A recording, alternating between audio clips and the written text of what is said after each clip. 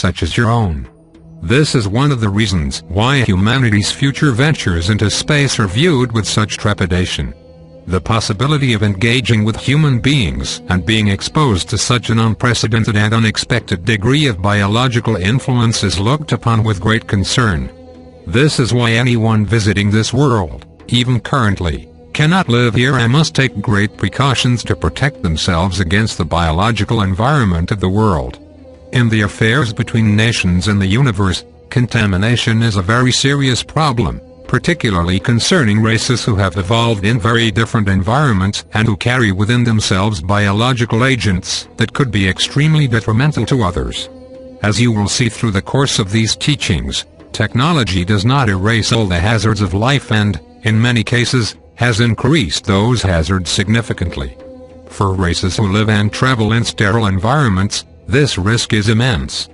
Contamination is a major concern for all races who travel in space and who engage in commerce with others. Therefore, while the world has been greatly valued and visited many times, the attempt to live here and the attempt to genetically bond with races who live here has proven to be extremely difficult and has not been attempted for very long. Human folklore and human mythology can reveal any kind of image, but the reality remains that the Earth has been looked at as an extremely hazardous, though rich, environment by those very few races who are even aware of its existence.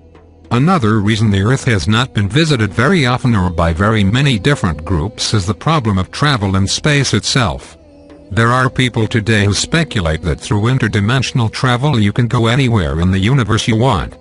But in the experience of advanced races in the universe, such attempts have proven to be extremely dangerous and unfortunate.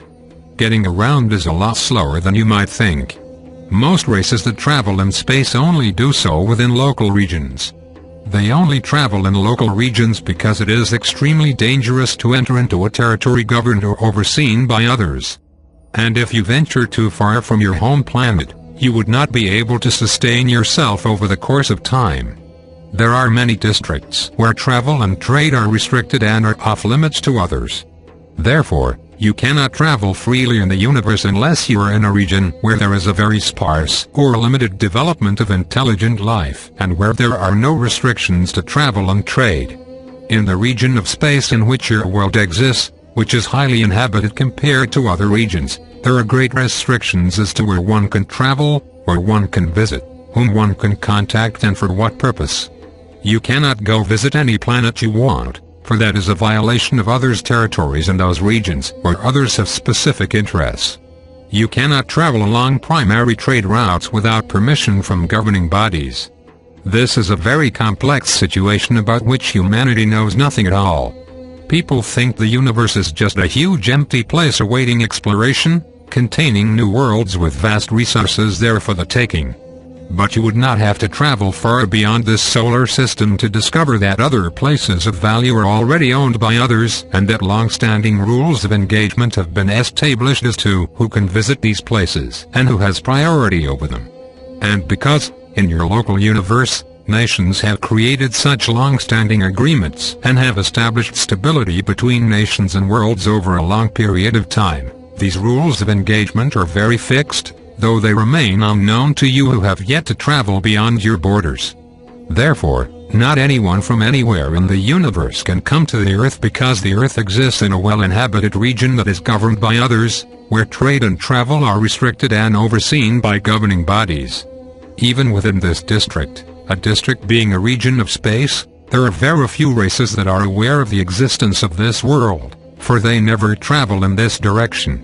Those who view the world with ambition will not tell others of its existence, seeking not to have further competition regarding the future of this world. For many races who are aware of your world, it is a secret that they keep to themselves, not wanting others to know about the existence of this beautiful, biologically diverse planet, which is ruled by a weak and conflicted set of tribes and groups. As a result, the number of races in the universe who are aware of this world has remained very limited. If your world existed in a highly uninhabited part of the universe, anyone could come here for any purpose and do whatever they wanted. But that is not the case with your world. Other races from beyond this district cannot travel in these regions, And the secret of this world is kept and guarded by those who are aware of your existence and who have designs for your future. Humanity's engagement with the greater community, therefore, has been extremely limited to the point of almost complete isolation. Those races who have visited the world have not sought to reveal to the native peoples or even to the modern peoples of the world their purpose, their technology or their intentions. Those races who are here to take advantage of a weak and divided humanity certainly would not do that. For you to expect or demand that they do so represents a naivety and a lack of education and awareness on your part. Even your potential allies in the universe, who value the possibilities and the potential of the human family, even they do not want to let other races know of your existence for fear that there will be even more intruders here, leading to an even greater danger to the future and the freedom of an emerging humanity. Humanity remains uncontaminated. It remains an isolated race. It is evolving on its own, and this evolution has been accelerating. But the acceleration of this evolution is not because of the infusion of extraterrestrial technology, but because of humanity's own trajectory and nature. Only a few technological items have been introduced to the world surreptitiously to advance humanity's communication systems by those races who seek to use these in the future for their own purposes. But, by and large, humanity's evolution and technological advancement have been very slow up until quite recently and have primarily been the result of human ingenuity and invention. However, humanity remains a very primitive race with primitive tendencies and tribal animosities.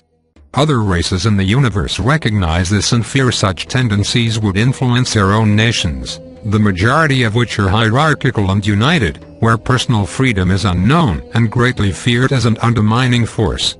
Contrary to some people's expectations that you will meet highly advanced, free and peaceful nations, most societies that are aware of your existence and that have an interest in this world function under a strict hierarchy that you would find intolerable. Only your few allies that exist in this region represent independent races, and their independence has had to be guarded very carefully. For freedom is rare in the universe, as it is in your own world. This is the great truth that you will have to face, in contrast perhaps to your expectations, hopes and wishes. This accounts again for the relative infrequency of foreign visitation to the world. Those visiting here do not want the influences of tribal cultures to affect their own social structures. Even the existence of music and dance, which have been so much a part of culture around the world, is looked at by some nations with great anxiety and fear, not wanting such influences within their own social structures. For in visiting a world, you will influence it, and it will influence you. Visiting races will influence you, and you will influence them. And here, influence, even by very primitive tribes of people, has been looked at with some degree of anxiety. It must be understood here that the value of humanity is only regarded by a very few races in your local district of space. And those races who devalue humanity for its own sake, for its accomplishments and for its potential, represent a small minority of the few races who are aware of your existence. Those that do could be considered allies of humanity insofar as they would support and try to protect the natural emergence of humanity against the influence of foreign powers who would corrupt humanity and who would seek to bring humanity under foreign domination and control. This is the dilemma of living in a world of such immense value. Humanity has now gained a sufficient technology that other races can use, and so the vulnerability of humanity to foreign persuasion and intervention now is very great. Your past experiences with the greater community cannot really help you. They were extremely infrequent, and the only record of them now has been passed on through oral tradition or, in rare cases, writing. This history has become so modified by human ritual and belief that it holds no accurate or direct record of intervention or foreign presence in the world. Therefore, you cannot look to the past to understand the nature, the purpose or the reality of the foreign presence and intervention in your world today. You have only a few traces of evidence to tell you that visitation has occurred, largely through the writings and artwork of native peoples from different cultures, from different eras. But this is insufficient as a guide. This will not reveal to you the reality of the universe around you, the forces that exist there or what humanity will have to face and deal with in the future.